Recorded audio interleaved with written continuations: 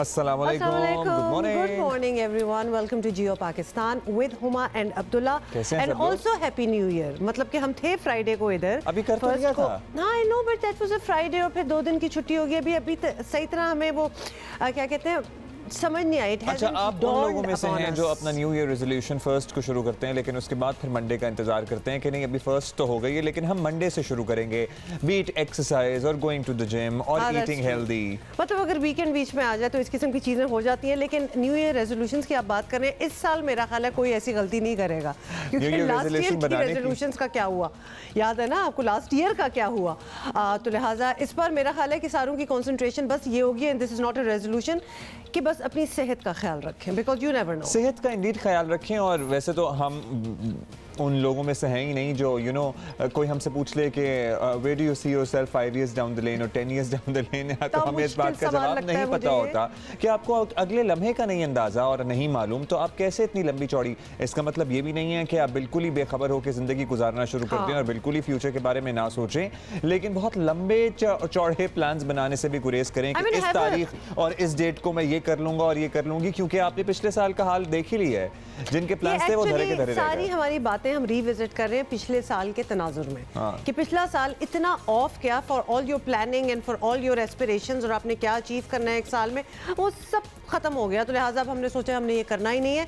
But कुछ Paramount चीज़ें जो हैं बड़ी बड़ी जो मोटी मोटी समझ आई हैं पिछले साल की, वो ये सेहत. सबसे पहले तो आप अपना जितनी सेहत आप अच्छी रखेंगे इन पीस टाइम्स, उसके बाद कोविड टाइप चीज़ कोई इस किस्म की कोई चीज़ होगी तो you will have a better chance क्योंकि आपकी सेहत हमेशा से बहुत अच्छी थी. तो दैट इज कहते थे ना, आपने बचपन से सुना है और शायद इस पे कभी तवज्जो नहीं दी कि तंदुरुस्ती हज़ार नेमत है. हम लोग अपनी ज़िंदगी की दीगर चीज़ों में इतना बिजी हो जाते हैं. अगर कोई कारोबार कर रहा है तो बस सारा दिन कारोबार में बिजी है. वो सिगरेट भी पी रहा है, पान भी खा रहा है, अपनी सेहत का ख्याल भी नहीं रख रहा, वर्जिश भी नहीं कर रहा, वॉक भी नहीं कर रहा. और उसके बाद बस एक झटका होता है जिसमें आपको अल्लाह ताला याद करा देता है कि हाँ ये सेहत सबसे पहले है और मेरा कनेक्शन सबसे पहले, बाकी तमाम दुनियावी चीज़ें बाद में. लास्ट ईयर पूरा ग्लोबल झटका था तो लिहाजा एनीवे वी आर इंशाल्लाह on our way to being over it. सेहत का ख्याल रखना है, बहुत सी बातें करनी है आज के शो में. और स्कूल्स के बारे में बहुत से लोग परेशान हैं. अब नया साल है और वालिदैन to be honest I have met a lot of parents जो चाहते हैं कि उनके बच्चे अब स्कूल, यूनिवर्सिटी, तालीमी इदारों में जाना शुरू कर दें वापस. एट टाइम्स लगता है कि दुनिया में बाकी चीज़ें माशाल्लाह पाकिस्तान में तमाम चीज़ें एक्सेप्ट तालीम का शोबा खुला है. तो मैं भी किसी को कहने के लिए, ये सहारा देने के लिए या ये बहाना बनाने के लिए यही बात काफ़ी है कि देखिए हमने इक़दामात किए हुए तो हैं, स्कूल बंद है. नहीं, बस स्कूल पे नज़ला निकालने की ज़रूरत नहीं है. और पिछले साल जब स्कूल बंद हुए थे, जब पूरा मुल्क ही बंद हो गया था, इट मेड सेंस. आप स्कूल क्यों बंद हैं? मतलब पूरा मुल्क खुला हुआ है, शादियाँ हो रही हैं, जलसे हो रहे हैं, तकरीरें हो रही हैं, एवरीथिंग इज़ ऑन. तो वाई नॉट स्कूल्स दैन? तो लिहाजा डेफिनेटली स्कूल्स को, अब तो हमारी भी राय थोड़ी सी बदल चुकी है क्योंकि times have change as well. अब हमें थोड़ा सा डील भी करना आ गया है. And can I just say ये सारे लोग इसको अग्री करेंगे कि जितने अच्छे SOP स्कूल्स में हैं वो और कहीं नहीं है. तो लिहाजा स्कूल्स को तो प्लीज खोल के रखें. एनीवे बताना आपको ये है कि तालीमी इदारे 11 जनवरी, वही वाली बात है कि डील करना आ गया लेकिन हम डील नहीं कर पा रहे. और ये बात दुरुस्त है, 100% दुरुस्त है कि जितने SOP स्कूल्स और यूनिवर्सिटीज वगैरह में फॉलो हो सकते हैं और कहीं नहीं हो सकते, तो बाकी चीज़ों पे गौर कर लें कि उनको किस तरह कंटेन करना है. स्कूल और कॉलेजेस खोलें.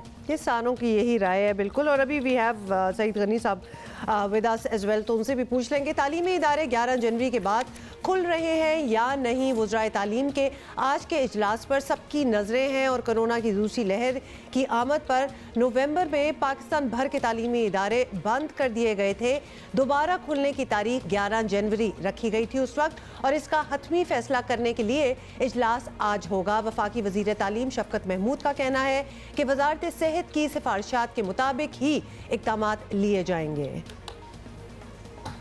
एक नई कोरोना की किस्म भी आई है जिसका हम जायज़ा ले रहे हैं. ओवरऑल इन्फेक्शन का भी जायज़ा ले रहे हैं और आखिरी फैसला जो है वो तो हेल्थ मिनिस्ट्री की एडवाइस पे होगा क्योंकि बुनियादी तौर पे ये सेहत का मसला है और हम बच्चों की सेहत के साथ कोई चांस नहीं ले सकते. तो इसलिए ये मैं नहीं कहूँगा कि 11 तारीख को खुलेंगे या नहीं खुलेंगे, लेकिन 4 तारीख को हम पूरी हेल्थ मिनिस्ट्री से एडवाइस लेके वो चलेंगे. ये तो आपने मौक़िफ़ सुन लिया। वज़ारत सेहत के आदाद व शुमार ही बता रहे हैं कि कोरोना की दूसरी लहर अब तक जारी है। ज़ाहिर है NCOC के बहुत इंकरेजिंग नंबर्स तो हैं नहीं, वो जो फैसले सामने आ रहे हैं वो नंबर्स की रोशनी में ही आ रहे हैं। रोज़ाना हज़ारों नए केसेस अब भी रिपोर्ट हो रहे हैं, दर्जनों अमवात अब भी देखी जा रही हैं। यही देखते हुए वज़ीर तालीम ने इशारा दिया था कि जनवरी में स्कूल खोलना मुश्किल है, लेकिन पंजाब और खैबर पख्तूनख्वा के वज़रा अब स्कूल्स खोलना चाहते हैं। उधर निजी स्कूल मालिकान इदारे ना खुलने की सूरत में लॉन्ग मार्च की धमकी दे चुके हैं। बच्चों की सेहत अहम है, लेकिन तालीम का पहले ही बहुत नुकसान हो चुका है। वालिदैन की अक्सरियत भी तालीमी सरगर्मियाँ बहाल होता देखना चाहती है। यही ओवरऑल मैंने भी जितने लोगों से बात की है, जितने हमारे कज़न्स और उनके बच्चे और रिश्तेदार, सभी ने कहा कि अब स्कूल खुल जाने चाहिए, क्योंकि जब हम रेस्टोरेंट्स जा रहे हैं, जब हम मार्केटें जा रहे हैं, जब हम शादियों में जा रहे हैं, जब हम गैदरिंग्स में जा रहे हैं, जब हम सियासी जलसों में जा रहे हैं, तो हम स्कूल क्यों नहीं जा रहे? And can I also say, अगर तो बाकी दुनिया से अगर आप कंपैरिजन करें तो वहाँ बहुत सी जगहों पे स्कूल्स नहीं खुले, लेकिन सही ठीक ठाक किस्म की alternative ways of learning, education जो है वो ऑनलाइन उसके थ्रू हो गया। हमारे यहाँ ऑनलाइन इतना इफेक्टिव इसलिए नहीं है बिकॉज जो गरीब तबका है, जिनके घर ना बिजली आ रही है, उन्होंने कहाँ इंटरनेट लगाना है। अभी पूरा पूरा दिन 3-3, 4-4 बच्चों के लिए गैजेट्स खरीद के उनके टाइमिंग के हिसाब से पढ़ाना, ये बिल्कुल लिटरली धकेलने वाली बात है। इस वक्त वो उस फोल्ड में अभी नहीं आए। मैं आपको अपने ही घर, जो मेरी मुलाजमा है, जो मेरे साथ काम करती है, मेरी हेल्पर है, उसका ये कहना था कि बाजी प्लीज़ आप ये ज़रूर जाके बात करें अपने शो पे कि हम कैसे अफोर्ड कर सकते हैं। कोई कर 3 बच्चे हैं, 3 गैजेट्स हैं, घर में लिटरली 4 घंटे तो बिजली आती है, तो कहाँ है उन्होंने इंटरनेट लगाना है? ये बहुत मुश्किल है। ये एक्सपेक्ट करना इज़ रॉन्ग, क्योंकि ना आप उनको इस फील्ड में लाए हैं, आप उस फोल्ड में रादर नहीं लाए जहाँ बाकी पूरी दुनिया चल रही है, या थोड़ा सा पाकिस्तान भी चल रहा है, जहाँ बिल्कुल आपको गैजेट्स हैं, you know everything. The rest of the population is not at all. There's a handful of schools जिनमें पढ़ने वाले बच्चे सारा कुछ अफोर्ड कर सकते हैं। मेजॉरिटी हमारी ये ना अफोर्ड कर सकती है, उनके पास ना वसाइल हैं ना ज़राए हैं। सो प्लीज़ बराए मेहरबानी इसके लॉन्ग टर्म, इसके दूर असरात इतने बुरे साबित होंगे कि हमारा पहले ही लिटरेसी रेट क्या हाल है आपके सामने ही है, और ये जो कोविड के बाद सूरत हाल बनेगी हम इमेजिन नहीं कर सकते, क्योंकि बहुत से ड्रॉप आउट हो जाएंगे और जाएंगे भी नहीं कभी वापस। एग्जैक्टली। वज़ीर तालीम सिंध सईद गनी साहब ने हमें ज्वाइन किया। गनी साहब, सबसे पहले तो आपसे यही पूछना चाहेंगे कि इस वक्त पूरे पाकिस्तान की नज़रें इस पर लगी हैं कि आप लोग क्या फैसला करते हैं तालीमी इदारों की बंदिश ख़त्म करने या जारी रखने के हवाले से। तो सिंध हुकूमत तो इशारा दे चुकी है कि कोरोना के ताज़ा हालात में इदारे नहीं खुलने चाहिए। ऑब्वियसली ये हमें पता है स्टार्स, क्या अब भी आपका यही मौक़िफ़ है? देखें, आज जो मीटिंग होने वाली है जिसमें तमाम सूबाई वज़राए तालीम भी होंगे और वफाकी वज़ीर तालीम भी होंगे, उसमें बुनियादी तौर पर हमने जो NCOC या हेल्थ डिपार्टमेंट्स के जो डेटा है उसको सामने रखकर स्कूल खोलने या न खोलने का फ़ैसला करना है। लेकिन जो हमें तजवीज़ भेजी गई है इस मीटिंग के एजेंडे के साथ, उसमें 3 मुख्तलिफ फेजेज़ में स्कूलों को रीओपन करने की बात की गई है। उसमें 25 जनवरी से जो प्राइमरी स्कूल्स हैं उनको खोलने की बात है, फिर फरवरी के पहले हफ्ते में सेकेंडरी स्कूल, और उसके बाद फिर जो बकिया क्लासेस हैं, हायर क्लासेस हैं, उनको खोलने की बात की गई है। और 25 जनवरी की जो तारीख है उससे पहले 19 जनवरी को एक और मीटिंग भी की जाएगी, जिसमें उस वक्त की तमाम सूरत हाल को मद्देनज़र रखकर फिर उस फैसले को फाइनल कर लिया जाएगा। तो जो तजावीज़ हैं, ज़ाहिर है उस पर कल तो हम अगर कोई फ़ैसला कर भी लें तो उससे पहले की बात तो उन्होंने की नहीं है। लेकिन सच्ची बात यह है कि जो सूरत हाल है उसमें यकीन के साथ ये कहना कि स्कूल कब खुल जाएंगे ये ज़रा मुश्किल है। अच्छा सईद साहब, शफकत महमूद साहब का कहना है कि वज़ारत सेहत की सिफारिशात पर ही फैसले किए जाएंगे। वज़ारत सेहत के आदाद व शुमार हमारे सामने बता रहे हैं कि कोरोना की दूसरी लहर अभी अंडर कंट्रोल नहीं है। अगर आप लोग इस सूरत में तालीमी इदारे खोलते हैं तो पहले वाले SOPs पर ही काफ़ी हम समझें इक्तफा हो जाएगा, या इस पर मज़ीद सख्ती से अमल दरामद की कोशिश करेंगे? देखिए, SOPs तो पहले भी ठीक थे काफ़ी, और प्रॉब्लम वहाँ आती थी जहाँ SOPs पर अमल दरामद नहीं हो रहा था। लेकिन मैंने अभी आपसे गुजारिश की कि जो पहला मरहला स्कूल खोलने के लिए है उसका आगाज़ भी 25 जनवरी से होना है, और उससे पहले 19 जनवरी को एक इजलास और प्लान किया गया है ताकि 25 तारीख को स्कूल खोलने से पहले उस वक्त की जो डेवलपमेंट है, जो सूरत हाल है, उसको हम देख लें। तो 19 तारीख को आप ये कह सकते हैं कि हतमी तौर पर चीज़ें सामने आ जाएंगी। चलें, ये सब कुछ तो आपने समझा दिया। गनी साहब ये भी बताएं कि सिंध का ये मौक़िफ़ रहा है कि स्कूलों की बंदिश का फ़ायदा उस वक्त तक नहीं जब तक बाकी मार्केट्स जो हैं, बाज़ार, तफरीह गाहें खुली रहें। ज़ाहिर है कि ये फ़ैसला भी वफाकी हुकूमत के लेवल का ही होगा, लेकिन सिंध हुकूमत का मजमूई तौर पर लॉकडाउन की ज़रूरत महसूस कर रही है सिंध हुकूमत या नहीं कर रही प्रेजेंट सिचुएशन में, ख़ास तौर पर कोरोना वायरस की नई स्ट्रेन आ जाने के बाद क्या सोचा है? देखिए, अगर तो जो SOPs बनाई गई हैं हर शोबे के लिए उस पर अमल दरामद हो रहा हो तो फिर तो लॉकडाउन की तरफ जाने की भी शायद ज़रूरत हमें ना पड़े। लेकिन अगर वायलेशंस होती रहें और लोग इसको बड़ा इजी लें और एहतियात ना करें तो फिर मजबूरी में आपको लॉकडाउन की तरफ जाना पड़ता है। और ये भी मैं अर्ज़ कर दूँ कि ये किसी एक सूबे के लिए इस वक्त बड़ा मुश्किल होगा कि हम खुद से फैसला करें। हमारी पहले भी ये ख्वाहिश रही, अभी हम ये समझते हैं, और ख़ासतौर पर सुप्रीम कोर्ट के अहकामात की रोशनी को सामने रखते हुए, अगर लॉकडाउन का फैसला होना है तो फिर पूरे मुल्क में होना चाहिए और फिर तमाम शोबों पर होना चाहिए। तो ये नहीं हो सकता कि एक सूबा जो है वो कुछ इकदाम करे और फिर कोई और सूबा या वफाकी हुकूमत जो है उसके खिलाफ बात करे और उनके जो आर्गूमेंट्स हैं वो हमारे थ्रू भी अगेंस्ट हो। थैंक यू सईद गनी साहब। लेट्स सी, जाहिर है कि लॉकडाउन वगैरह के फैसले तो पूरे मुल्क में अक्सर तौर पर ही हो सकते हैं, लेकिन अ लॉट ऑफ ये फैसले जो हैं ये टोटली डिपेंडेंट, जिस तरह गनी साहब भी कह रहे थे, ये वजारत सेहत पे है। अगर तो उनकी रिकमेंडेशन आ जाती है कि इट्स इन कंट्रोल ना हो या दूसरा स्ट्रेन जो है वो उस तरह नहीं फैला, मतलब जो भी उनकी डायरेक्टिव्स आएंगी, मेरी बात सुने, उनकी एजुकेशन हमें पता है कि कोरोना इन कंट्रोल नहीं है, लेकिन हमारा मौक़िफ़ ये है कि जब कोरोना इन कंट्रोल नहीं है तो बाकी तमाम जगह जहाँ पर कोरोना फैल रहा है और फैल सकता है वो तो आउट ऑफ कंट्रोल हैं। चाहे आप 10 बजे के बाद भी शहर के आउटस्कर्ट्स में जाके मार्केटें और खाने पीने की फूड स्ट्रीट्स देख लें या फिर आप कोई और मकाम देखें, आप तफरीह गाहें देख लें, बॉटम लाइन सब खुला हुआ है ना। बॉटम लाइन ये है कि स्कूल का बंद होना मेड सेंस जब इंटायर एक लॉकडाउन सिचुएशन थी। अब चूंकि बाकी सब कुछ खुल चुका है तो फिर स्कूल का फिर भी बंद रहना डज नॉट मेक सेंस। छोटी सी बात है एक्चुअली। चले एनीवे, ये डिसीजंस जो हैं, आई गेस स्कूल बंद रहने से जो नुकसान हो रहा है वो कम नुकसान है, जो बहुत बड़ा नुकसान है एज कम्पेयर टू स्कूल खुलने से जो एक थोड़ा नुकसान होगा उससे। बेसिकली खोल दें, कौन से जल से रुक गए। आपने बड़ी अच्छी बात की और आपने बड़ा ही कंफ्यूज कर दिया था। अभी भी सोच रहा हूँ आगे चलो वरना फंस जाएंगे उसी चीज में।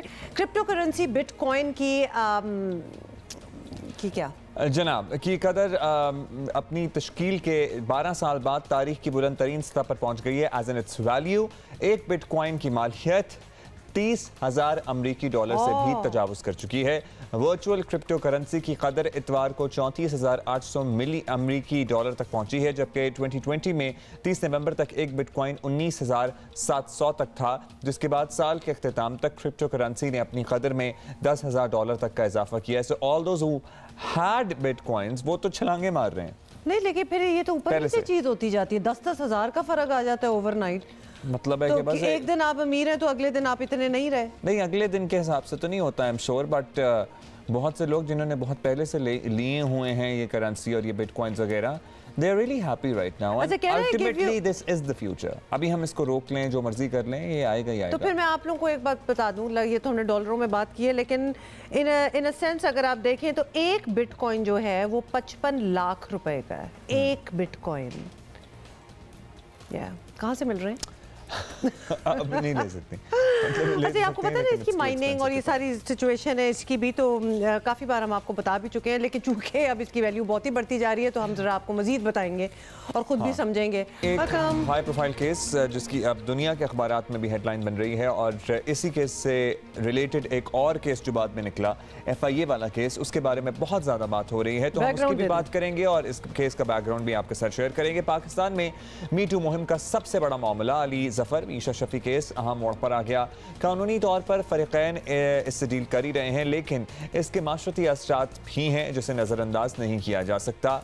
जब गुलकारा मीशा शफी ने गुलकार अली जफर पर जिनसी हिरासानी का इल्ज़ाम लगाया तो अली जफर ने तरदीद की और फिर एक कानूनी जंग छिड़ गई। एक मरकजी केस के साथ साथ कई और केसेस भी चलने लगे और एक केस अली जफर की जानिब से मीशा शफी और कुछ दीगर लोगों पर किया गया, जिसका मौक़िफ़ ये था, उनका मौक़िफ़ ये था इस केस में कि सोशल मीडिया पर एक मुनज़्ज़म मुहिम के तहत उन्हें बदनाम किया जा रहा है। बिल्कुल, और इसमें FIA की रिपोर्ट ने अली जफर के मौक़िफ़ की तस्दीक की, लेकिन मीशा की टीम ने इसे मुस्तरद किया और इस केस की आलमी मीडिया में भी गूंज है। बरतानवी रोज़नामा जो है द गार्डियन, उसने तहरीर किया है कि इस मामले पर सोशल मीडिया पर आवाज़ उठाने वाले अफराद के खिलाफ ही केस दायर कर दिया गया है और इस केस में मीशा और दीगर 8 अफराद को 18 जनवरी को तलब किया गया है। तो बहुत से पहलू हैं इस केसेस के, एंड वी अंडरस्टैंड कि इसमें क्लैरिटी चाहिए होती है, बिकॉज बहुत से लोग तो ये भी समझ रहे हैं जी केस जो है वो अब ख़त्म भी हो चुका है, उसका फैसला भी आ चुका है।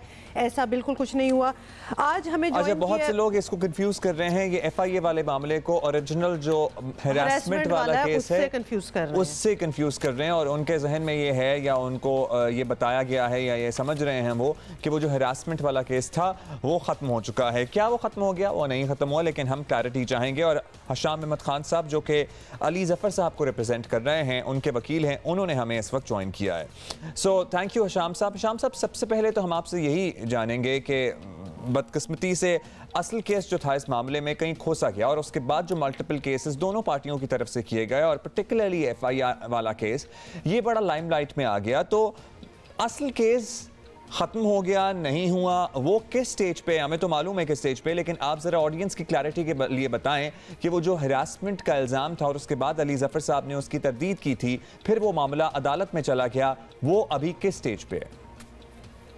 Thank you for taking me online. मैं आपको बता देता हूँ, जो मीशा शफी का अपना एलिगेशन था हरासमेंट का और जो उनकी पिटीशन थी बिफोर ओम्बुड्सपर्सन कि जी ये वर्क प्लेस से मेरे साथ हरासमेंट हुई है, वो डिसमिस हो गया ओम्बुड्समैन के पास। उसकी अपील इन्होंने फाइल की गवर्नर पंजाब के पास, वो भी डिसमिस हो गई। फिर उसकी इन्होंने उसके खिलाफ रिट फाइल की लाहौर हाई कोर्ट में, वो भी डिसमिस हो गई।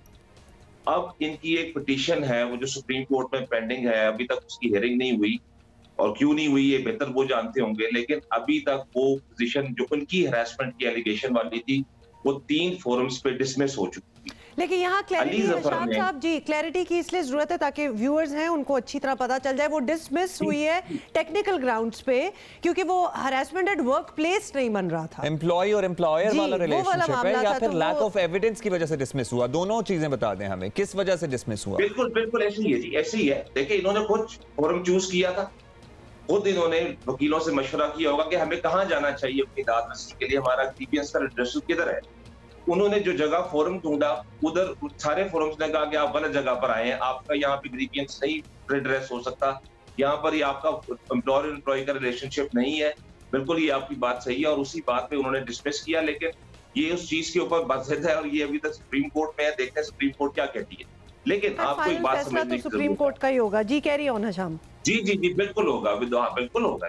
लेकिन मैं आपको एक चीज क्लियर कर दूं आपके व्यूअर्स के लिए, सबके लिए, जो केस अली जफर ने किया वो डेफेमेशन का, उसमें हमने ये कहा है कि आपने झूठा इल्जाम लगाया है, बिल्कुल फॉल्स एलिगेशन है, गलत बात है। ये भी उनके लिए एक फोरम है, यू हैव टू अंडरस्टैंड। यहाँ पर आके वो साबित कर सकती हैं कि जो इल्जाम उन्होंने लगाया है वो सही है। हम तो उनका इंतजार कर रहे हैं कोर्ट में। जो अली जफर का डेफेमेशन केस है वो भी एक फोरम है, वहां भी ये आ सकती है, वहां ये शो कर सकती है। जब हमने 100 करोड़ का हर्जाना जहां दाखिल किया है, वहां आके कहें कि नहीं जी हर्जाना नहीं बनता बिकॉज डेफेमेशन हुई है, ये हरासमेंट हुई है। तो फोरम की कोई वैसी बात नहीं है कि कोई हरासमेंट, फोरम कोई भी हो सकता है, यहाँ पर भी अपने आप को विंडिकेट कर सकती है, वो कोई ऐसी बात नहीं है उस पर। लेकिन जहां तक इनके केस की बात है वो सुप्रीम कोर्ट में पेंडिंग है और हाई कोर्ट तक डिस्कस हुआ। देखिए डेफेमेशन वाले केसेस तो कौन किसको डिफेम करने की कोशिश कर रहा है वो तो सुप्रीम कोर्ट की तरफ से जब फैसला आ जाएगा वो तो वैसे ही दूध का दूध पानी का पानी हो जाएगा। अगर मीशा का मौक़िफ़ दुरुस्त साबित हो गया तो जाहिर है उनका फिर मौक़िफ़ दुरुस्त ठहरेगा डेफेमेशन वाला, और फिर अली जफर का अगर मौक़िफ़ दुरुस्त साबित हो गया तो उनकी बात मानी जाएगी। अच्छा लेकिन एक और बात, FIA वाला जो केस है क्लियर कर दूं, सुप्रीम कोर्ट ने मेरिट पे फैसला नहीं कर रहा, सुप्रीम कोर्ट ने सिर्फ ये बताना है कि क्या ओम्बुड्सपर्सन की जुरिसडिक्शन है कि नहीं है। फिर ये जो प्ली है मीशा की कि उन्हें ये जो प्ली है तो फिर तो ये सिर्फ ये टेक्निकल ग्राउंड पे केस एक्सेप्ट होगा या रिजेक्ट होगा। जो उनकी एक्चुअल प्ली है कि उनका मौक़िफ़ ये है कि उन्हें हिरास किया गया, फिर वो कौन सा फोरम सुनेगा ऐसा? देखिए फोरम, फिर मैं आपसे ये कह रहा हूं कि जहां हमारा केस हमने जो जाने का दावा किया वहां साबित कर सकती है वो कि हरासमेंट हुई है।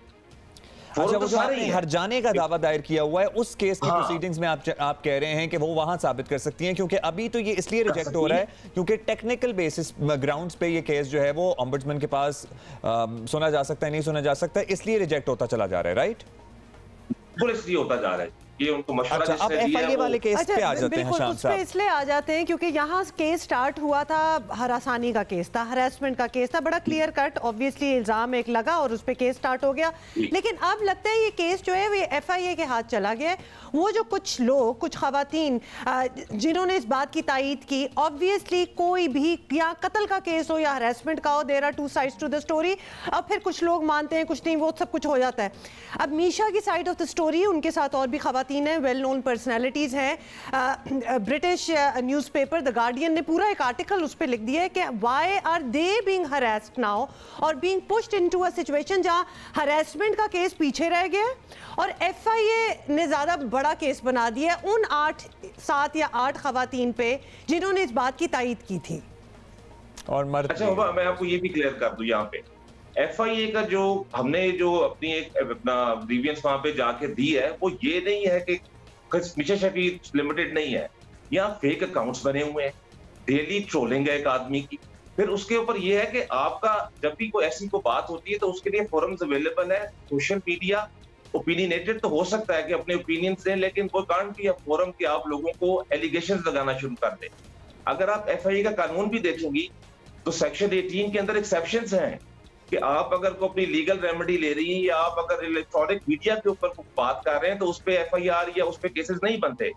ये केस फेक अकाउंट्स का है, ये लिमिटेड मिशा शफी नहीं है, ये उन ख्वातीन पे नहीं है जिन्होंने तो ये फेक अकाउंट्स नहीं है जिनकी बात हो रही है शाम साहब। अभी तो ये तो जेन्युइन अकाउंट्स हैं जिन्होंने सोशल मीडिया पे बात की और अब दुनिया में तासुर जा रहा है कि जैसे इन खवातीन को इनकी बात करने की जसारत पे टारगेट किया जा रहा है। तो ये तासुर हम कैसे जाहिर कर सकते हैं, क्योंकि एज ए लॉयर और as a part of the society आपको नहीं लगता कि ये कानून पर्टिकुलरली जो बना ही इसलिए था कि खवातीन के हकूक का तहफ़्फ़ुज़ किया जा सके, अगर उस कानून से ये तासुर जाना शुरू हो जाए कि इससे खवातीन को हिरास किया जा रहा है या टारगेट किया जा रहा है, तो उसके दूरस्त असरात क्या होंगे ऑन सोसाइटी?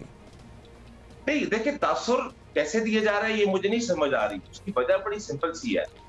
मैं फिर आपसे ये कह रहा हूं कि सोशल मीडिया पे किसी ने बात की, एफआईए पीछे पड़ गया, it is as simple as that. नहीं, यही मैं कह रहा हूं अब्दुल्ला, यही चीज आपने अगर मीडिया पे बात की है तो उसके अंदर ये एक्सेप्शन लिखी हुई है कि मीडिया पे जो बात होगी वो उसमें शामिल नहीं होगी।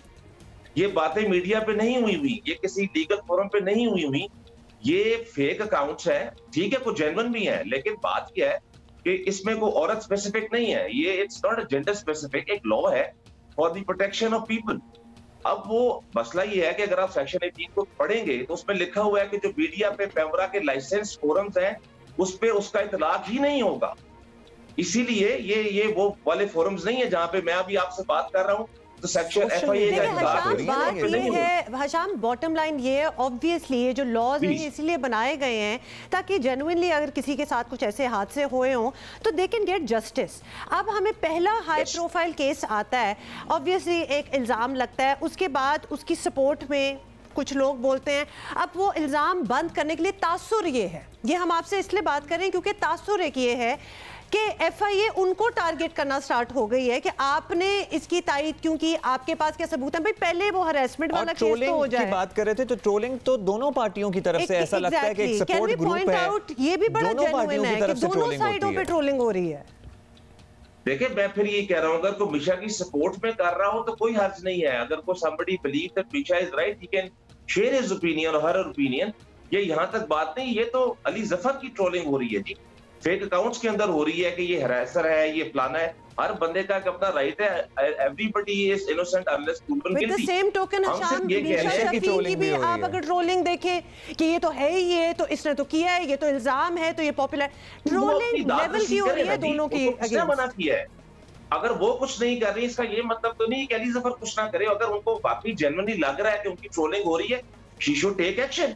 उन्होंने देखे ना, बात ये है उन्होंने जितने सूट्स फाइल किए हैं, मतलब हैरेसमेंट की है, डेफेमेशन का की है, सुप्रीम कोर्ट तक अपनी वो रेमेडीज परस्यू कर रही हैं। अगर उनको लगता है कि उनकी ट्रोलिंग हो रही है जो नहीं होनी चाहिए तो she should also take action. अच्छा हशाम साहब, आपसे बात करके पता क्या लगा है कि अभी तक इतने सालों से 2 साल ऑलमोस्ट हो गए, 3 साल, अभी तक सिर्फ यही बात होती रही है हैरेसमेंट के ओरिजिनल केस के बारे में कि इसका अप्रोप्रिएट फोरम क्या होना चाहिए, क्यों वो जो इल्ज़ाम है उसकी छानबीन या उसकी तफसील किसी फोरम पे पूछी गई या उस पर भी किसी ने कोई तवज्जो दी, या सिर्फ अभी तक 3 साल से यही डिस्कस हो रहा है कि इसका अप्रोप्रिएट फोरम क्या होना चाहिए सुनने के लिए? देखिए, मैं फिर आपसे यही कह रहा हूं कि अगर वो गलत फोरम पे चली गई है, इसका ये मतलब नहीं किसी को पता ही नहीं है कि फोरम कौन सा है। ये तो अगर उनकी कोई उसको नहीं पता कि कहाँ जाना है और उसने मशवरा दिया और वो मतलब मशवरे कौन दे रहा है मुझे नहीं पता इस बात का, लेकिन फोरम्स हैं। मेरा मतलब है फोरम्स तो आप हर जगह फोरम बने हुए हैं, लेकिन हर एक स्पेसिफिक है उनका वो फोरम नहीं बनता। लेकिन मैं फिर जैसे अब्दुल्ला मैंने आपको स्टार्ट में कहा था, जो हमारा डेफेमेशन केस है वो भी फोरम है। अगर अली जफर अपना डेफेमेशन केस हारता है, इसका मतलब है कि मिशा की एलिगेशंस ठीक है, और अगर हम वो केस जीतते हैं तो इसका मतलब है कि लेकिन अभी चले just for clarity, we are at the start of the beginning of a new year, हमें थोड़ी सी ऑब्वियसली क्लैरिटी चाहिए because people form their opinions and we are on a public forum right now, television पे हम बैठे हुए हैं। अभी तक किसी भी केस का डेफेमेशन हो, हरासमेंट हो, ये किसी का कोई फैसला निकला है कि नहीं निकला? बिकॉज आपको पता है कि जहां सोशल मीडिया पे ट्रोलिंग होती है वहां ऑलरेडी अजम्पशंस भी हो जाती है कि जी फैसला तो आ गया, खत्म हो गया, फलाने के हक में आया, फलाने के। हम बिल्कुल नहीं कह रहे, आप बताएं कुछ फैसला आया अभी तक कि नहीं आया? सही वाला नहीं, देखिए मैं फिर आपसे ये कह रहा हूं कि एफआईए ने अपनी इन्वेस्टिगेशन इंक्वायरी में इनको कसूरवार ठहरा दिया है। उन्होंने ये कह दिया है, उनकी ये फाइंडिंग्स आ गई हैं, वो कोर्ट में है, ठीक है, subject to final approval of the court. लेकिन हम जो केस है आप देखेंगे कि इसका फैसला भी आएगा और हम उसको इसलिए बड़ा। अब देखिए ना, एफआईए ने फाइंडिंग्स करके अब जाहिर है कोर्ट डिसाइड करेगी अल्टीमेटली कि उसके बाद क्या फैसला किया जाता है। एफआईए ने अपनी फाइंडिंग्स जो है वो जमा करा दी हैं। फेडरल लेवल की एक इन्वेस्टिगेशन एजेंसी है जिन्होंने तकरीबन 1.5 साल इसकी इन्वेस्टिगेशन की है। इनका मौका भी सुना है कि लोग भी आए हैं और उन्होंने कहा है कि जो आपने किया है इट अमाउंट्स टू जो है ना ये गलत है, ये सेक्शन 18 की वायलेशन है। अगेन अभी इस बात पे इतने सालों में इल्ज़ाम में कितनी सच्चाई थी और कितना झूठ था, और कौन कौन मौजूद था और कौन कौन नहीं था, और ये है कोई मलाइन करने की कोशिश है या सच है, इस बात पे अभी तक किसी भी फोरम पे कोई बहस शुरू ही नहीं हुई। नहीं, बहस तो है जी, ऐसे तो नहीं है कि नहीं हो रही, बहस यही हो रही है। और हमने अपना पूरा एविडेंस करा दिया हुआ है, हमने ऑलमोस्ट 15-16 विटनेसेस पेश की हैं। यू हैव टू अंडरस्टैंड, हमने तो ये साबित कर दिया कि एक जैमिंग रूम के अंदर, जिसके बारे में मिशा शफी खुद कहती है कि she had a great time in that jamming session, और फिर बाद में कहती है उसमें हरासमेंट हो गई है। उसके 14 गवाह कमरे में मौजूद कोर्ट में ऑन ओथ कह चुके हैं कि हमारे सामने मिशा आई है, हमारे सामने मिशा गई है, हमने ऐसा कुछ नहीं देखा। ये एविडेंस कोर्ट में चला गया है। हमने जो एविडेंस हमारे पास था हमने प्रूफ कर दिया, हमने आई विटनेसेस दे दिए हैं। अब उनका जो ये कॉन्सेप्ट है कि अगर 14 लोग कमरे में मौजूद है, करना है या नहीं करना, ये तो इसका मतलब ये नहीं है कि ये हुआ नहीं है। हाँ, मतलब इट्स देयर जी, इट्स ऑलमोस्ट देयर। ये अगर थोड़ी सी खुद भी रिस्पॉन्सिबिलिटी शो करें, मीडिया के अलावा और सोशल मीडिया के अलावा कोर्ट में आने की कोशिश करें, तो शायद ये 1 महीने के अंदर सॉल्व हो जाए। क्योंकि जी from what you are saying कि कितने लोग थे वहां मौजूद, किसी ने कुछ नहीं देखा, क्लियर कट फिर लग रहा है कि ये फैसला फिर आ भी जाएगा और ऑब्वियसली किसके हक में होगा। It seems like a very simple case. Obviously we can not decide that, but ये लग ही रहा है। चीज बता दूं, मैं प्लीज एक आपको बात बता दूं, जज जो हजरात होते हैं वो कभी भी मौके पे मौजूद नहीं होते। वो इंसिडेंट जो लोग आते हैं, जो विटनेसेस आते हैं, उनकी बेसिस के ऊपर ही कोर्ट प्रिज्यूम करती है कि ये एक विटनेसेस की या इस शहादत की रोशनी में ये चीज हुई है कि नहीं हुई। You have to understand, Misha case is that's why unique कि वो सालों साल एक आदमी के साथ मिलती रही हैं, उनके साथ उठती रही हैं, बैठती रही हैं, सोशल मीडिया पे उनकी तारीफ करती रही हैं, उनके साथ तस्वीरें खुद पोस्ट करती रही हैं, और सालों साल के बाद ये वो केस नहीं कि हैरेसमेंट हुई। और मैं आपको एक और बात बता दूं, हर ख्वाह यहाँ test conduct of a reasonable woman का भी होता है कि अगर खुदा ना खास्ता किसी हमारी बहन किसी बच्ची के साथ कुछ हो जाए, तो ये नहीं होता कि आप सालों साल उन लोगों के साथ मिलते रहते हैं, आप उनकी निजी महफिलों में जाते हैं, आप दुनिया के बड़े-बड़े इवन हॉलीवुड से उठा के आप देखें केसेस।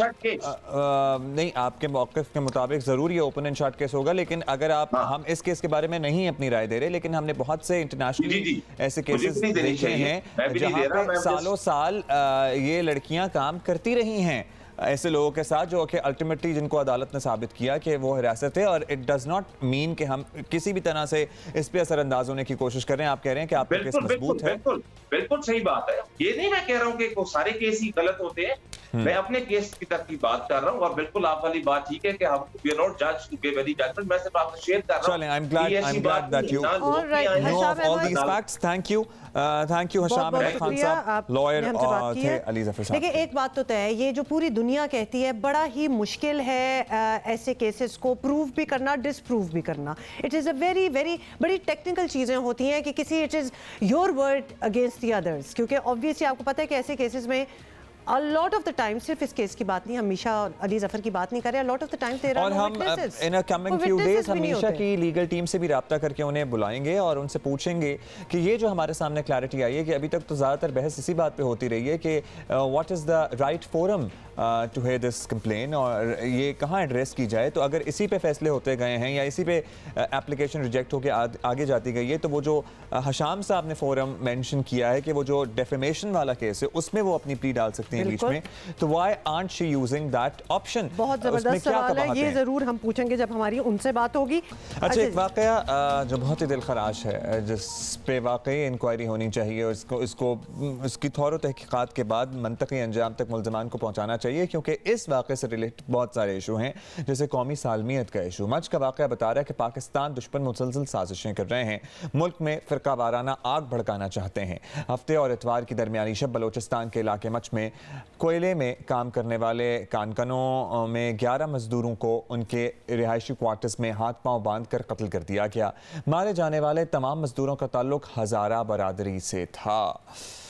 एक तो ये खबर गर्दिश कर रही थी पिछले 1-2 दिनों से, और आपको खौफ आ जाता है ये कि इस कम्युनिटी को क्यों टारगेट किया जा रहा है। तर्जुमान हुकूमत बलूचिस्तान मीर लियाकत अली शहवानी साहब ने हमें ज्वाइन किया है, उनसे पूछते हैं। बड़ा ही खौफनाक किस्म का ये वाक़या हुआ है शहवानी साहब, मच में सबको हिला कर रख दिया है। अब तक तो इशारे यही हैं कि ये फ़िरका वाराना दहशत गर्दी हो सकती है, और जाहिर है कि ऐसे काम दुश्मन की साजिश के बगैर हो नहीं सकते। तो क्या हुकूमत भी यही समझती है? आर दे इन एग्रीमेंट कि यही हुआ होगा? यकीनन इस तरह के वाक़यात में जो मुल्क दुश्मन अनासिर हैं, बैरूनी जो कुव्वतें हैं, बैरूनी जो साजिशें हैं, वो इस तरह का वाक़या क्रिएट करके जो पुरअमन एक माहौल है बलूचिस्तान में, 2.5 सालों में इंतहाई पुरअमन माहौल गवर्नमेंट ने मेहनत करके एक एटमॉस्फेयर हमने क्रिएट किया। अब उसको सबोताज करने के लिए, फ़िरका वाराना रंग देने के लिए, फ़िरका वाराना बुनियाद पे नफ़रतें पैदा करने के लिए ये साजिश गढ़ा गया है। इसमें हमारे जो दुश्मन है, जो इंसानियत के दुश्मन है, वही मुलविस हो सकते हैं। और मैं इंतहाई वाज़े पैगाम देना चाहता हूँ कि बलूचिस्तान में कोई फ़िरका वारियत नहीं है। बलूचिस्तान के लोग फ़िरका वाराना नुक्ता निगाह पे बिल्कुल नहीं सोचते। बलूचिस्तान के बलोच, पश्तून, हज़ारा, आबादकार, वहाँ के मिनॉरिटीज़, हम सब बहन भाई हैं। हम सब का सूद व ज़ियाँ, हमारी खुशी, हमारी गम वो यकसा हैं, बराबर है। हम सब का इज़्ज़त, हमारा आबरू, हमारा हॉनर, हमारा रिस्पेक्ट, हमारी तकलीफ़, ये सब मुश्तरका है। शहवानी साहब, सर्टनली बहुत गरीब लोग थे, ये ज़ाहिर जिन्हें बेदर्दी से कत्ल कर दिया गया, दहशतगर्दी का निशाना बने। अब बलूचिस्तान हुकूमत की जिम्मेदारी बनती है कि इनके अहले खाना का ख्याल किया जाए। इनके लिए क्या खुसूसी पैकेज है, क्या इमदाद है, आपका कुछ है ऐसा इरादा? ये बहुत ही गरीब नहीं, ये गरीब तरीन तबका है। यानी माइंस में, बहुत गहरे माइंस में जाके, जहाँ पर ऑलरेडी लाइफ रिस्क होती है, कोयला कान में, यानी किस मुश्किल हालत में ये काम करते हैं और अपने बच्चों के लिए 2 वक्त की रोटी कमाते हैं। तो ये गरीब नहीं बल्कि गरीब तरीन एक क्लास है जो माइंस वर्कर है। तो एक तो ये है कि एज अ माइंस वर्कर उनके लिए बलूचिस्तान गवर्नमेंट ने माइंस में पॉलिसी हमने बनाई है। एज अ माइंस वर्कर उनको हम असिस्ट करेंगे, फैसिलिटेट करेंगे, उनका जो राइट है उस तक पहुंचाया जाएगा। और दूसरा ये है कि अब वो शुहदा हैं, उनके साथ जुल्म हुआ है, उसके साथ जबर हुआ है, उनके जो लवाकिन हैं बहर सूरत हम उनको हेल्प आउट करेंगे, उनके लिए पैकेज भी होगा। और बलूचिस्तान के ये जो हमारे शुहदा हैं, उनके बच्चे हैं, उनकी फैमिली है, किसी को भी हम अकेले नहीं छोड़ेंगे। बहुत बहुत शुक्रिया तर्जुमान हुकूमत बलूचिस्तान मीर लियाकत अली शहवानी साहब। बहुत दुख होता है। और ये खबरें ऐसी हैं, मतलब ख़ासतौर पे जो एक विजुअल है ना कि उनके हाथ पैर बांध के उनको मारा गया, ये खबर है या वो उसामा वाला वाक़या है जो इस्लामाबाद में हुआ है, मतलब है कि ये हो क्या रहा है, ये कब तक होते रहेंगे वाक़यात? क्यों and what do you get out of it? इससे कुछ कोई आपकी जो भी आपका मौक़िफ़ हो, जो भी आपके मैं अब क्या कहूँ इसमें, व्हाट एवर यू वांट कि ये इससे कुछ आगे चीज़ बढ़ी जाए, वो नहीं होती। So why do you do it? ये बड़ी। और उसामा वाले वाक़े में हमने अगले घंटे में तफसील से बात भी करनी है। अच्छा जी, सबसे पहले फर्स्ट स्टोरीज फर्स्ट, और हमारी इसका तो हम जिक्र पिछले घंटे में भी कर रहे थे। आपको बताएं कि इस्लामाबाद में पुलिस की फायरिंग से नौजवान की हलाकत बता रही है। पुलिस निज़ाम की खराबियां दूर करने को कोई तैयार नहीं। पुलिस हमेशा की तरह केस पर मिट्टी डालने की पूरी कोशिश कर रही है। मामले को जानबूझकर उलझाया जा रहा है। जुमा और हफ्ते की दरमियानी शब G13 यानी G13 के रिहायशी 22 साला नौजवान उसामा सत्ती इंसदाद दहशतगर्दी पुलिस के एहलकारों की फायरिंग से हलाक हुआ। पुलिस शुरू में तो मकतूल को कुछ और ही साबित करती रही, लेकिन चंद ही घंटों में मामला साफ हो गया। पता चल गया कि मरने वाला कोई जराइम पेशा नहीं बल्कि एक तालिब इल्म है। उसामा के वरसा और सिविल सोसाइटी ने जुल्म के खिलाफ आवाज़ बुलंद की। इंसदाद दहशतगर्दी स्क्वाड के एहलकारों के खिलाफ दहशतगर्दी और कत्ल की दफात के तहत थाना रमना में मुकदमा दर्ज कर लिया गया है। पुलिस एहलकारों का 3 रोज़ा जिस्मानी रिमांड भी हो गया। तफ्तीश के लिए JIT भी तश्कील दे दी गई। वफाकी वज़ीर दाखिला ने वही किया और वही कहा जो हमेशा इस मौक़े पर हमारे वज़रा कहते आए हैं। किसी सूरत में नहीं छोड़ूंगा इन लोगों को। हमने इसमें टेररिस्ट का भी लगाया है, 7ATA भी लगाई है, 302 भी लगाया है, और एक बेगुनाह नौजवान लड़का शहीद हुआ है। और मैं समझता हूँ कि ये एक बहुत ही अंधोनाक वाक़या है, इसकी जितनी मजम्मत की जाए। और आपको बताएं कि उसामा के वालिद को इंसाफ की उम्मीद तो है, लेकिन वो ये भी समझते हैं कि पुलिस पुराने वाक़यात का सहारा लेकर केस को बिगाड़ने की कोशिश कर रही है। जो FIR 2018 की हुई है ना जी, वो मोहम्मद उसामा नदीम है, जिसके बाप का नाम मोहम्मद नदीम खान है, और वो उसकी जो ID कार्ड नंबर कोई और है और एड्रेस भी कोई और है। बर्बरियत की है, इतना जाना वो संगदिली से उसको मारा है, हमारे घर को उजाड़ा है उन्होंने, ऊपर से जाना वो इस तरह की मतलब हथकंडे इस्तेमाल किए जा रहे हैं। शर्म आनी चाहिए वैसे अपने किए को कवर अप करने के लिए, और टॉर्चर दे रहे हैं कि किसी का बेटा तो चला गया, उस पर यह धब्बा भी लगा दो कि वो टेररिस्ट था। शर्म आनी चाहिए। कल सारा दिन वफाकी वज़रा, डिप्टी कमिश्नर, IG पुलिस वगैरह उसामा के घर जाते रहे, ताज़ियत के साथ इंसाफ का वादा दोहराते रहे, लेकिन आपको पता है ये ब्लंटली सेइंग कि ऐसे कितने वादे हमने पहले भी देखे हैं। इससे पहले जो वाक़या हुआ था जहाँ मोटरवे पर बच्चों के सामने कत्ल कर दिया गया था, मार दिया गया था, और उसके बाद क्या उसमें हकीकत थी? नहीं, पार्लियामेंट के फ्लोर पे खड़े होकर बड़ी बड़ी तकरीरें की गई थी, लेकिन ये सिर्फ अल्फाज होते हैं, इनमें कोई हकीकत नहीं। जो मर जाता है, जिसको मार दिया जाता है रादर, वो तो अपनी सफाई नहीं पेश कर सकता, इसलिए कुछ भी थोप दो। और आखिरकार सरकारी एहलकारों का और सरकारी मशीनरी का पलड़ा ही भारी रहता है। हम दुआ कर सकते हैं कि इसका नतीजा सानेहा साहिवाल जैसा ना निकले, क्योंकि वो जो हुआ था ना, वो अब भी आप सोचें तो रोंगटे खड़े हो जाते हैं। और उसके बाद माशाल्लाह जो बुलंदो बांग दावे किए गए थे, शर्म नहीं आती इन लोगों को जो उन्होंने तब वादे किए थे अब फिर कर रहे हैं? नहीं आती, बिल्कुल नहीं आती। हाँ। अच्छा जी, हमारे कॉरेस्पॉन्डेंट इस्लामाबाद से हमें ज्वाइन कर रहे हैं अयाज अकबर यूसुफ से, उनसे पूछते हैं कि एक्चुअली हुआ क्या। अयाज, इस्लामाबाद में ये बड़ा ही दिलखराश किस्म का वाक़या हुआ है, इसकी हमने पूरी डिटेल दी है। इब्तदाई तौर पर क्या मालूम हो सका? पुलिस वालों को 2-4 नहीं 21 गोलियां मार डालने की ज़रूरत क्यों पेश आई? क्या ख़तरा उनको नज़र आ रहा था सामने से? ये जो 21 बुलेट्स की बात हो रही है, तो एज पर जो हमारी इन्वेस्टिगेशन है और एज पर जो पोस्टमार्टम रिपोर्ट है, इस उसामा को 6 बुलेट्स लगी हैं। 21 बुलेट्स नहीं लगी, बल्कि जो हिट हुई हैं उसामा को 6 बुलेट्स लगी हैं, और जितनी बुलेट्स उसामा को लगी हैं एज पर पोस्टमार्टम रिपोर्ट, वो बैक साइड से लगी हैं। फ्रंट से कोई भी बुलेट जो है वो उसामा को हिट नहीं हुआ, जिसकी वजह से उसकी डेथ हुई। वो पीछे 2 पीठ में है, एक कूले के पास है, 2 जो है वो वेस्ट हाइट के ऊपर यहाँ पर उनको 2 फायर लगे हैं। टोटल 6 फायर हिट हुए हैं। जहां तक ये 21 फायर की बात हो रही है, ये 21 फायर नहीं है बल्कि 21 सुराख है, 21 होल हैं जो इस गाड़ी के अंदर मौजूद हैं। अब जो एक्सपर्ट्स हैं जिनसे हमारी बात हुई है वो ये कहते हैं कि ये आप नहीं कह सकते कि ये 21 बुलेट्स इस गाड़ी में हिट हुई हैं, ये 21 सुराख हैं। अब ये जो नेशनल फोरेंसिक लेबोरेटरी है इस्लामाबाद में, अब इसकी फोरेंसिक की जा रही है और इसमें ये अंदाजा लगाया जाएगा कि ये जो सुराख हैं कि आया ये 21 बुलेट से हुए हैं या ये भी होता है क्योंकि छोटी आल्टो गाड़ी है, इसकी जो चादर होती है काफी पतली और एसएमजी का जो फायर है वो इतना इंटेंस होता है कि जब वो फायर लगता है तो वो क्रॉस हो जाता है। तो ये क्रॉस से भी जो है वो फायर हुए हैं। जो फ्रंट बुलेट्स लगी हैं विंड स्क्रीन पे तो वो भी ये देखा कि जो बैक से फायर लगे वो फ्रंट से बाहर आया है। अच्छा चलें, 6 भी मारी हैं तो किसी के बच्चे को जिसको में तो 6 लगी गई ना, सारी उम्र वालिदैन की गुजर जाती है एक बच्चा जवान करने में या बच्ची जवान करने में, और उसको 6 गोलियां मार के आन की आन में ख़त्म कर दिया। अब भी बताएं कि हुक्काम उसामा के घर जा रहे हैं, उसके वालिदैन से ताज़ियत कर रहे हैं, जो कि मे भी वो शायद बातों पर यकीन कर रहे हैं, जो भी कर रहे हैं वही यकीन दहानी है।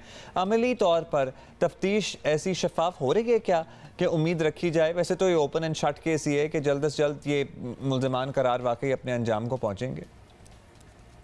जी बिल्कुल, हुकाम जा रहे हैं। आज गुज़िश्ता रोज़ जो है वो वफाकी वज़ीर दाखिला शेख रशीद अहमद, जुल्फी बुखारी, यहाँ के जो लोकल MNA हैं वो भी वहाँ पर गए हैं, उनसे ताज़ियत की। डिप्टी कमिश्नर थे, IG इस्लामाबाद थे, काफ़ी शख्सियात, डिप्टी स्पीकर कासिम सूरी भी वहाँ पर गए, काफ़ी लोगों ने वहाँ पर जाके ताज़ियत की। ये कोई आम वाक़या नहीं है, ये काफ़ी हाई प्रोफाइल केस बन चुका है और इसमें जहाँ तक इन्वेस्टिगेशन की बात है तो अब इन्वेस्टिगेशन तो फेयर होगी क्योंकि मीडिया भी इस पर नज़र रखे हुए है, हम भी एक एक चीज़ को रिपोर्ट कर रहे हैं। और इसमें जो हमारी आला पुलिस हुकाम से बात हुई है उनका ये कहना था, IG इस्लामाबाद से, DIG इस्लामाबाद से, उन्होंने कहा था कि ये वाक़या काफ़ी ज़्यादा अफसोसनाक वाक़या है जो नहीं होना चाहिए था। अब ये पुलिस ने किया है, लिहाजा जिसकी भी गलती होगी उसको फिक्स किया जाएगा। थैंक यू आपका अवैस अकबर यूसुफ ज़ई। लेकिन we can just hope and pray कि ये आखिरी वाक़या साबित हो, लेकिन ना ये आखिरी था ना काश कि हम बड़ी ही कॉन्फिडेंस से कह सकते हैं कि भाई ये बड़ा ही अनयूजुअल है, पहले कभी नहीं हुआ और अब भी ये आखिरी होगा, इसके बाद नहीं होगा। ये हर कुछ महीने बाद आता है और इस तरह ये बात उठती है कि पिछला वाला जो हमें हिला के रख चुका होता है वाक़या वो हम भूल भी जाते हैं क्योंकि एक लेटेस्ट नया आ चुका होता है, विच इज़ सो सैड। और इधर भी हम फॉलो अप रखेंगे लेकिन आई डाउट के इधर कोई बात नहीं। अच्छा जी, अभी हम ज़रा टॉपिक चेंज करेंगे और इस बारे में तो आपको अपडेट करते रहेंगे, लेकिन पाकिस्तान में जानवरों के हकूक़ के तहफ़्फ़ुज़ के लिए बहुत लोग काम कर रहे हैं, लेकिन इस मामले में आगाही की बड़ी कमी एक बहुत बड़ा मसला है। आयशा चुंज़कर उस वक्त से एक्चुअली जानवरों के हकूक़ के लिए काम कर रही हैं जब वो सिर्फ 5 बरस की थी और यूँ उनका बहुत सारा काम है। लेकिन नए साल में 2 ऐसी चीज़ें हैं जिनके लिए हम उनसे बात करना चाहेंगे। एक तो ये कि जानवरों के लिए मोबाइल क्लिनिक, और दूसरा ये कि आजकल बंदरों के तहफ़्फ़ुज़ के लिए बहुत बात की जा रही है, उसके लिए क्या प्लान्स हैं। सो ACF से आयशा चुंज़कर ने हमें आयशा हमारे साथ हैं। Thank you so much for joining us. Ayesha आप बहुत बिजी रहती हैं बिकॉज हमेशा आपको कोई ना कोई चीज़ मिल जाती है। ख़ास तौर पे हमारे मुल्क में जानवरों के साथ, लोगों के साथ ही सलूक अच्छा किया जाता है, जानवरों के साथ तो बिल्कुल भी नहीं। और ख़ास तौर पर कावन का हम जिक्र करते रहे हैं कि हम बड़े खुश हुए कि जी कावन वापस जा रहे हैं, कावन के साथ हमने किया क्या, तो that is not a good reflection on us. आप बताएं सबसे पहले तो ये बंदरों के ऊपर, मंकीज़ का इस्लामाबाद में भी एक पूरा एक लॉ तो मैं नहीं कहूँगी लेकिन एक निकला है जिसमें बंदरों को भी रेस्क्यू किया जा रहा है और ख़ासतौर पे वो जो स्ट्रीट पे बंदर नाच रहे होते हैं। आप किस तरह इसको लेके आगे चल रही हैं कराची में? देखिए जो हमने अभी देखा था what you all were talking about, हमारी कंट्री में एम्पैथी जैसी कोई चीज़ ही नहीं है फॉर इंसान और फॉर एनिमल। जो हम कर रहे हैं, we are trying to make people wake up, उनको थोड़ा सा हमको उनको दिखाना है कि देखिए for years now animals wild life को देखें, वो छोटे छोटे पिंजरों में बंद होते हैं, वो शॉप्स में पूरी रात पूरा दिन नो खाना नो पानी कुछ भी नहीं होता। एक बंदर जो है वो जंगल में होता है, that's the mountains jungle, they need to run around. वो अगर एक छोटे से केज में अपनी पूरी ज़िंदगी बंद हो गए, वो डिप्रेस नहीं फील हो गए। जो ज़ू के एनिमल्स होते हैं, जैसे आपने अभी You spoke about an elephant, all the other animals in the zoo, every animal is depressed. हम सोचते हैं कि नहीं, लेकिन अगर हम खाना देते हैं या पानी देते हैं, और वो भी बहुत कम देते हैं, लेकिन अगर वो देते हैं that's okay, that's all the animal needs. हम देखते नहीं हैं कि animals का जो दिमाग है, जो उनके feelings और बंदर तो वैसे बड़ा intelligent जानवर है. Monkeys are so much like us, और मुझे पता ही नहीं था. I'm learning myself. अभी जो हमारे पास 4 monkeys आए हैं, so we have to take care of them. इसलिए वो इतने traumatized state से आए थे. वो एक बंदर, वो छोटी सी है, शी वॉज 2 weeks old, और वो उसकी पूरी ज़िंदगी बस एक छोटे से केज में थी. एक बंदर है जो ब्लाइंड है, और आई डोंट नो उसको कितना मारा गया था. और फिर वो बड़ा सा है, he is about a year old, लेकिन he can't see.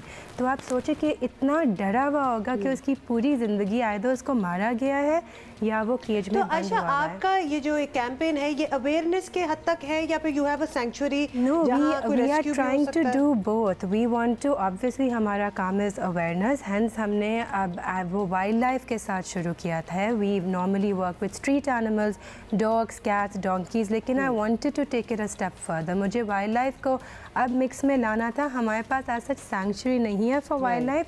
We want to be the first to create that sanctuary. So just like हमने स्ट्रीट डॉग्स और कैट्स और डोंकीज के साथ हम पहले थे, जिसने कोई अवेयरनेस की, and we have an entire place for that. I want to do the same for monkeys. You need assistance for that, और आपको वी एब्सोल्युटली नीड असिस्टेंस. आपको जगह भी चाहिए, आपको उसमें फैसिलिटी भी चाहिए. जगह चाहिए, फैसिलिटी चाहिए. वो wildlife experts as such यहाँ पे नहीं होते who really understand the mindset of an animal, और वो हमारे जैसे डिप्रेशन उनको होती है, वो सफ़र करते हैं, they feel scared, unsure, insecure. Animals की फीलिंग्स हमारी जैसी. अच्छा, गवर्नमेंट ऑफिशियल्स के साथ आपने मिलकर ये कैंपेन शुरू की. अभी पर्टिकुलरली जो दुकानों में, जो पेट शॉप्स में वाइल्ड एनिमल्स कैद हैं, उन्हीं पर फोकस है? You know, actually, number one, the government officials have been great, because it was DC South, and it was the Assistant Commissioner Sadar who started this entire project, and they got in touch with me saying we want to send the monkeys to a safe place, and they know कि हमारी जगह बहुत अच्छी है. तो इसलिए we started, and I don't know anything about monkeys. I'm even learning right now. So the plan is कि we want to create a system जहाँ पे हम government उनको rescue करे from pet markets and from people जो उनको torture करते हैं, उनको बहुत बुरी तरह रखते हैं. वो हमारे पास आए as a halfway house, and then we want to either create a sanctuary जहाँ पे उनको छोड़ दे, which is like their natural habitat. इसलिए उनको हम वाइल्ड में नहीं रिलीज़ कर सकते. इसलिए अब वो इतने डोमेस्टिकेटेड हुए हैं, तो वो वाइल्ड में वो सर्वाइव नहीं कर पाएंगे, राइट. तो we need to create a system. और अभी तक यहाँ पे पाकिस्तान में सैंक्चुरी जैसी कोई सिस्टम ही नहीं है. तो I would like to develop that. तो अच्छा, तो ये पूरी दुनिया में ये जू का जो एक निज़ाम है, वो तो अब बिल्कुल ही ख़त्म हो गया. बिकॉज अब मेरा ख्याल है बड़ी अच्छी तरह समझ आ गया कि इस तरह आप कैप्टिव रख नहीं सकते. हमारे यहाँ तो माशाल्लाह शेर से लेके जो पालतू पेट्स में रखे हुए, जिराफ, अभी हमने तस्वीरें लगाई हैं. सिर्फ क्यूरियोसिटी के तहत आपसे पूछ रही हूँ कि मंकी ज़्यादा लोग रखते हैं, मतलब वो कौन सा जानवर है डॉग्स एंड कैट्स के अलावा जो एज अ पेट या फिर कैप्टिव या जिस तरह भी आप कह लें, वो मंकीज ज़्यादा होते हैं? बिकॉज़ मुहिम आपकी monkeys and Lions, I think monkeys and Lions obsession है ना शेरों का, तो माशाल्लाह बहुत. और वो इतना अजीब होता है कि वो उनके क्लोज निकालते हैं, वो उनके दांत निकालते हैं, and they keep them like a dog. मतलब अपने काबिल बना देते हैं कि हमें ना अटैक हो. और वो बेसिकली एक शेर इतना अल्लाह का इतना अमेजिंग क्रीचर होता है, and we are reducing it to nothing just for our own entertainment. And so what are we teaching our children, you know? अच्छा, क्लिनिक्स का आपका इरादा है, नया साल है, जाहिर है कुछ नया आपने ACF के लिए प्लान सोचे होंगे. सो ये मोबाइल क्लिनिक्स कहाँ मौजूद होंगे, इसमें कौन से जानवर आप लेके जा सकते हैं, as an how would you entertain people? Well, जो हमने ये मोबाइल क्लिनिक शुरू किया था, actually I've tried to make it as pretty as possible. Ji, we can see that. हम actually चला भी रहे हैं. Yeah, तो मैंने एक story book on wheels जैसे उसका एक मैंने दिया है कि you know you can associate kindness with animals. तो ये मुझे वो दिखाना था कि हमारे जैसे लोग एक गाड़ी पे है और वो एनिमल्स के साथ उनका बिहेवियर कैसे होता है. बिकॉज नॉर्मली यहाँ पे हमारा behaviour is one of aggression, anger और फियर. मुझे लोगों को दिखाना है कि ऐसे भी बिहेवियर इज़ पॉसिबल। तो मैंने ऐसे कैरेक्टर्स को बनाया है who everyone can relate to. तो मेरा यही मकसद था कि this is more like a story book on wheels. तो ये हम जहाँ भी जाएंगे, we normally work in slums. हम गधों के साथ उनकी फ्री ट्रीटमेंट करते हैं। जो गधे के ओनर्स होते हैं वो डेली वेजेस होते हैं, कोई उनकी मदद नहीं करता। We are the only ones. हम वैक्सीनेशन करते हैं रेबीज़ की ऑफ ऑल डॉग्स। हम उनको न्यूटर करते हैं। ऐसे हम डॉग्स को लोग क्यों पॉइजन करते हैं, उससे कोई फ़ायदा नहीं होता। तो this rescue mobile clinic is going to be used specially for those. अच्छा, बड़ी क्विकली, ये आपका तो पैशन है, लेकिन ये अकेले काम हो नहीं सकता। तो क्या आपके साथ विलिंग है ऑर्गेनाइजेशंस और भी आपको अप्रोच करते हैं मिल के काम करने के लिए? क्योंकि मुश्किल बहुत यंगस्टर्स आते हैं कि हाँ हमने काम मतलब वॉलंटियर्स आ जाएं। एक्चुअली हमारे पास वो मेरी टीम इज़ अमेजिंग। तो मेरे पास एक बहुत एक्सेलेंट टीम है जो आहिस्ता आहिस्ता मैंने 7 साल में मैंने एक टीम बनाई है। एंड इट्स द पब्लिक, जो लोग हमको सोशल मीडिया पे देखते हैं, वो हम एनिमल्स को आवाज़ देने की कोशिश करते हैं। तो whoever can relate to that they join us। तो we माशाल्लाह। तो इधर हम यहाँ ज़रूर ये कहना चाहेंगे कि इफ़ यू फील, अगर आप में एम्पैथी है, जिस तरह आयशा भी जिक्र कर रही थी, you can be a part of this मुहिम। मतलब इनको तो हमेशा ही लोगों की सही काम करने वाले लोगों की जो डेडिकेटेड है उनकी ज़रूरत रहती है। आयशा, बहुत बहुत शुक्रिया इधर आने का। एंड अच्छा जी, अभी आपने अगर सोचा है कि आपने नए साल में क्या एंट्री मारी है, तो आपने तो क्या ही एंट्री मारी होगी नए साल में जो इन्होंने मारी है। हम डॉक्टर फिरदौस आशिका के मनाज़र दिखाएंगे। मैं एक बात बताऊं, ऑल पॉलिटिकल डिफरेंसेस असाइड, हम तो ये भी कभी कभार हमें जवाब देती हैं, हमें समझ नहीं आती तो हम ये भी कर देते हैं, लेकिन ये बड़ी प्रोएक्टिव हैं, ये बड़ी स्मार्ट हैं और दबंग हैं। मतलब वो ये नहीं देखती कि लोग क्या, इनको पता है कि सोशल मीडिया पे वायरल होंगी और लोग क्या बातें करेंगे। She doesn't care and this aspect of her personality I like. And she is a very outdoor person वैसे, क्या चाहे वो फुटबॉल को उछाल रही हो या फिर वो क्रिकेट खेल रही हो। ओह, ये तो वैसे टू गुड था। ये टू गुड था, लेकिन इनकी बाइक राइड भी अच्छी लगी। लेकिन हम सलमान सूफ़ी की उस ऑर्गेनाइजेशन को याद कर रहे हैं जहाँ विमेन ऑन व्हील्स वाली, वो ये भी सीख लें उनसे कुछ। व्हील मतलब अपनी बाइक राइड हो, इनको ये आगे बढ़ाएं, उसकी एडवोकेट बने, उसकी बिल्कुल उसकी ये तो तस्वीर इतनी वायरल हुई भी है और अच्छे काम के लिए, तो बहुत ही अच्छा लगे अगर फिरदौस आपा जो हैं वो भी मजा आता है ऐसे आगे एक जंप होती है आगे। और नहीं, पहले चलाना सीख लेना, उसके बाद जंप होती। सही है। और बाय द वे ये कोई आसान बाइक नहीं है, ये बड़ी हैवी बाइक है, रेस्क्यू वाली बाइक है। It's very difficult to manage it as well. So kudos to her कि वो कर रही है। वैसे इर्द गिर्द उनके इर्द गिर्द बड़ी टीम है अब्दुल्ला, वो उनको गिरने भी नहीं देगी। बहुत सी खवातीन के लिए यकीनन मोटिवेशन भी है कि जितने माशाल्लाह। But genuinely we like this video, so we wanted to share it with you. और आपको बताएं कि लाहौर में कब्जा माफिया के खिलाफ क्रैकडाउन के लिए लाए गए CCPO की भी छुट्टी कर दी गई। वज़ार हुकूमत ने बता दिया कि नए साल में भी पुलिस अफसरान की म्यूजिकल चेयर्स जो है वो चलती रहेगी। उमर शेख सिर्फ 4 माह लाहौर के पुलिस चीफ रहे, लेकिन जिनकी टर्म की इब्तिदा ही एक IG के इस्तीफे से हुई हो। उसके बाद कंट्रोवर्सीज की एक भरमार लगी रही और ये भी बात सामने आई जब माशाल्लाह मोटिव इंसिडेंट हुआ था लाहौर में। एक्चुअली ही केम टू, इनकी वो क्लेम टू फेम वो बन गई। उसके बाद जो इनके इनसेंसिटिव रिमार्क्स सामने आए और उसके बाद लोगों ने एहतजाज तक किया, इनके खिलाफ मोर्चे निकले, प्रोटेस्ट हुए, लेकिन तब नहीं हटाया गया। अब क्यों हटाया गया, ये भी एक कहानी होगी ना, आई एम श्योर। तो ये टाइमिंग जो होती है ये बड़ी इंपॉर्टेंट होती है कि जब पूरा मुल्क ने वावेला मचाया हुआ था कि इसको हटाओ, तो तब नहीं हटाना था। तो अब किसको ये बात कोई इनकी बुरी लग गई कि जी अब हटा दो। तो यूँ तो ऑब्वियसली उमर शेख कई सालों से पुलिस फोर्स में मुतहरिक थे, लेकिन लाहौर पुलिस का इंचार्ज उन्हें कब्जा माफिया के खिलाफ ऑपरेशन के लिए वजीर आजम ने खुद बनाया था। मोटिव रेप, मातहतों के एहतजाजी इस्तीफ़ों और दर्जनों दीगर तनाज़ात के बावजूद वज़ीर आज़म को अपनी चॉइस पर एतमाद था और उन्हें तो कब्ज़ा माफिया की भी चीखें निकलती सुनाई दे रही थी। पूरी तरह हम अब कब्ज़ा ग्रुप्स के पीछे जा रहे हैं। पंजाब में ख़ास तौर पे एक उस्मान बुज़दार ने पूरी एक इनकी टीम सारे बड़े बड़े कब्ज़ा ग्रुप के पीछे जा रहे हैं। अभी आपको लाहौर के कब्ज़ा ग्रुप की आवाज़ें सुनेंगे, अभी आप चीखों की आवाज़ें सुनेंगे। और बज़ाहिर सब प्लान के मुताबिक चल रहा था कि नए साल का सूरज तुलू हुआ और वज़ीर आला पंजाब ने उमर शेख साहब को ट्रांसफ़र का परवाना थमा दिया सरकारी सतह पर। इसे मामूल का तबादला कहा जा रहा है या राइट, लेकिन मामला इतना भी सीधा नहीं, कुछ तो है। अच्छा, ये क्या मामला है एग्जैक्टली? हम इसकी कोर तक रीज़न जानने की कोशिश करेंगे। हमारे साथ ब्यूरो चीफ जियो न्यूज़ लाहौर रईस अंसारी साहब हमारे साथ मौजूद हैं।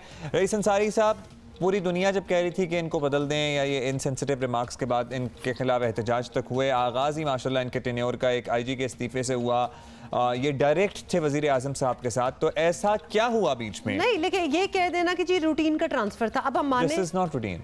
सो ऐसा क्या हुआ बीच में कि ये चेंज हो गए? देखिए हुमा अब्दुल्ला, पहली बात यह है कि ये मामूल का तबादला किस तरह हो गया। एक DIG CCPO है, उसमें 4 माह बाद तो ये सबसे कम टेन्योर पर गया है। ये किस तरह मामूल का तबादला हो सकता है?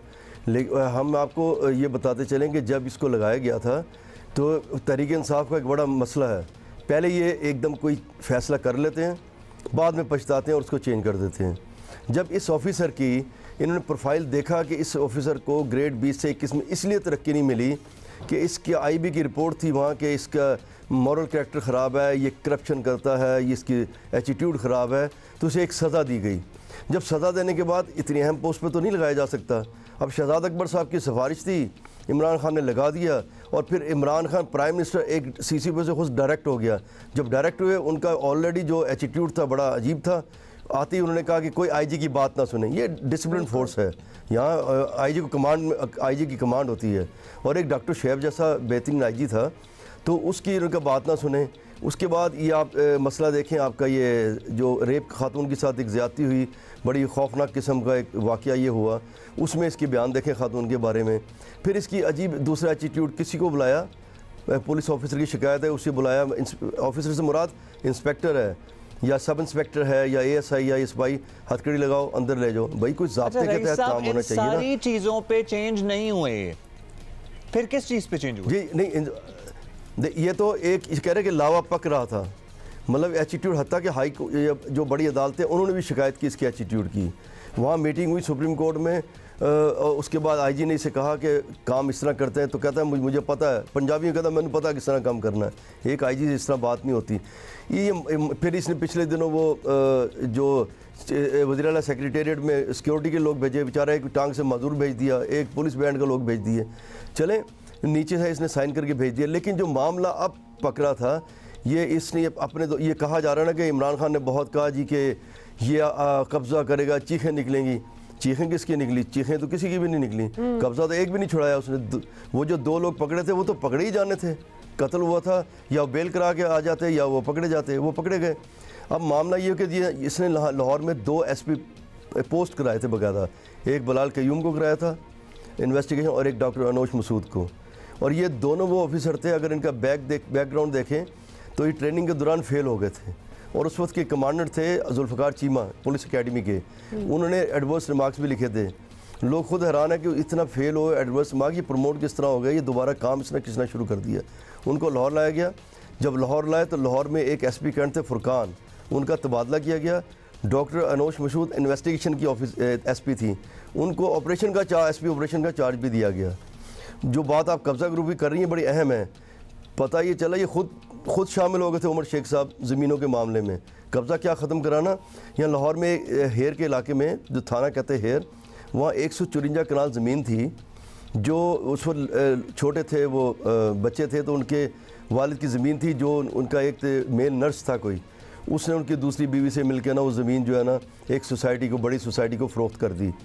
लेकिन जब ये बड़े हुए, उन्होंने कहा हमारा मुकदमा दर्ज किया जाए, तो इनके भी पानी आ गया मुंह में कि यारी तो अरबों की ज़मीन है, 2 अरब से ज़्यादा की ज़मीन बनती है। अब ये इन्होंने फौरी तौर पे उसका मुकदमा दर्ज किया।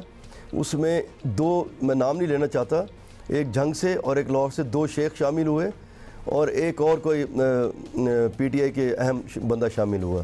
तो उसमें कहा जा रहा है, ये मेरी इत्तलात है, अभी इस कन्फर्म नहीं है, कि इसमें 10 करोड़ रुपये अदा कर दिए गए थे। उसमें एक मुकदमा दर्ज किया गया हेर के थाने में।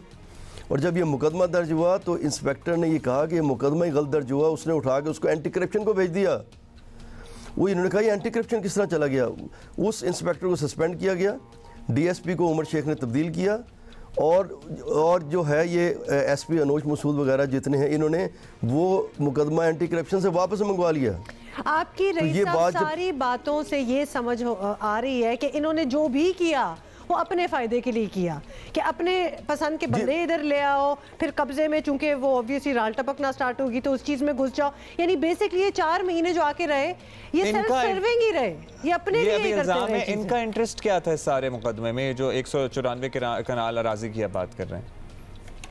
सर इसमें जब ये 2 शेख बड़े लोग रले, उससे जो जिनकी ज़मीन थी असल जो जाली तरीके से ट्रांसफ़र कर दी गई एक बड़ी सोसाइटी को और पैसे खा लिए गए, वो उसमें अब उनको बताया उसकी सेटलमेंट होने जा रही थी कोई 1.5 अरब रुपए के करीब, 1 अरब 50 करोड़ थी जिनके बाप की ज़मीन थी।